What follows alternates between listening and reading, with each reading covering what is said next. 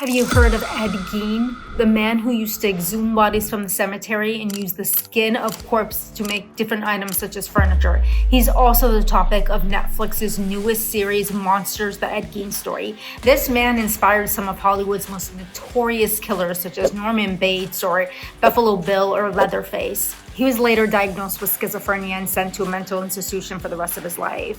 Schizophrenia is a collection of symptoms including hallucinations, delusions, disorganized thinking, paranoia, and one of the hallmarks of it is auditory hallucinations. Making something crystal clear here, people with schizophrenia are usually the victims of violence and not the perpetrators.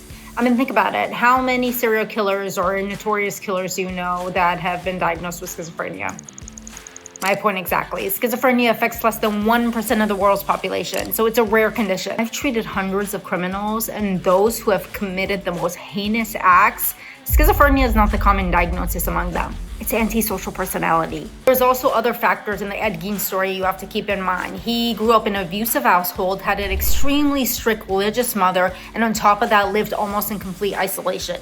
Hollywood tends to do this. They take the mental health angle and run with it, when in fact people with mental illness are not homicidal maniacs, and that narrative needs to change. Ed Gein's crimes were horrific, but they were his.